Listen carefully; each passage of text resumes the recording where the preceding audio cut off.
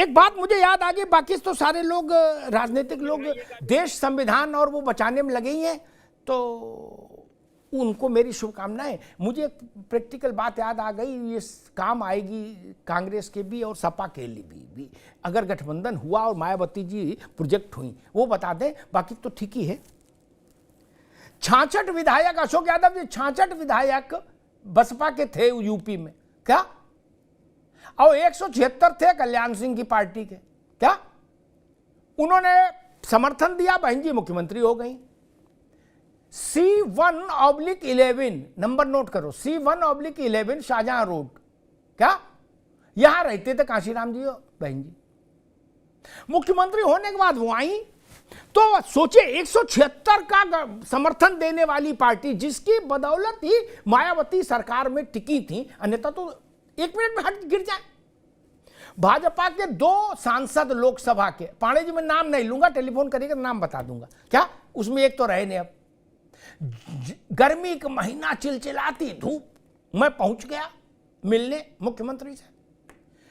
सड़क के दूसरी पार पेड़ के नीचे 2 सांसद खड़े, मैं उनके पास गया, मैंने भाई यहां कैसे खड़े आप लोग, पसीने पसीने। बोले भैया 45 मिनट पहले सिपाही को कार्ड दिया था, अभी तक कोई सूचना नहीं आई, और सिपाही ने और कह दिया इधर नहीं खड़े हो, रोड के पार जा खड़े हो, क्या? मैंने खबर लिख दी, अशोक यादव जी समझ लो। आप तो हालांकि जानते हो, क्योंकि अभी आप गठबंधन से निकले हो संविधान बचा के, तो आपको तो अभी अभी ताजा पता है, कांग्रेस को और पता लगेगा। तो मैंने आके खबर लिख दी, बड़े बेआबरू होके तेरे कूचे से हम निकले। पांडे जी अगले दिन अटल जी ने अखबार पढ़ा, मेरी खबर पढ़ी, तो पार्टी की संसदीय दल की बैठक में उन्होंने कहा कि वो 2 कौन सांसद थे जो कल गए थे वहां धूप में, आगे से ऐसा मत करिएगा। पार्टी एक व्यवस्था करेगी कि जब मुख्यमंत्री दिल्ली रहे तो भाजपा के सांसदों से मिलने का एक समय तय होना चाहिए, आप गेट पर जाके बेइज्जती मत कराइए। मैंने देखा, इसलिए मैं कह रहा हूं,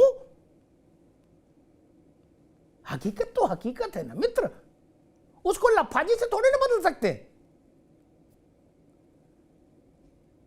उनकी शैली है राजनीति करने की, वैसे ही करेंगे। उम्र तो सारी कटी इश्क बुता में मोमिन, अब आखिरी वक्त में क्या खाक मुसलमान होंगे? कोई बदलता है अपना रोला चोला? नहीं। लेकिन हां, मैं ऐसा मानता हूं कि अगर ऐसा होता है तो वो देश के राजनीतिक पटल पर एक बड़ी परिघटना होगी। चुनाव में कितना प्रभावित होगा, सीटों में कितना प्रभावित होगा, मैं भविष्यवाणी नहीं कर सकता। लेकिन हां, देश के दलित समाज के बीच में इसकी चर्चा होगी बड़े पैमाने पर। जगजीवन राम के बाद, चूंकि और जगजीवन राम और मायावती के टेम्परामेंट में अंतर है। जगजीवन राम बड़े नेता तो थे, लेकिन आक्रामक नेता नहीं थे। वो इंदिरा जी, नेहरू जी की छाया वाले नेता थे कि पीछे पीछे चलो भाई। मायावती स्वतंत्र छत्रप है उस वर्ग की, वो खुद मुख्तार हैं उस अपने सिस्टम में। अगर वो ऐसा कुछ होता है तो वो एक बड़ी घटना होगी, बड़ी परिघटना होगी, और उसके बाद फिर एनडीए को भी, बीजेपी को भी अपने राजनीतिक पत्तों को नए सिरे से व्यवस्थित करना होगा, ऐसा मैं मानता हूं। आने वाले 24 घंटे 48 घंटे में टिकट तय हो जाएंगी, यूपी की, कांग्रेस की भी और भाजपा की भी। अखिलेश यादव की टिकटें अगर नहीं घोषित हो रही हैं अभी, तो उसका भी कुछ संकेत है, ये समझ कर चलिए। भाई टिकट तो रखनी होंगी ना, बहन जी आके क्या करेंगी? इसलिए इस बात पर निगाह रखी जानी चाहिए। राजनीतिक तौर पर यह बड़ी घटना होगी।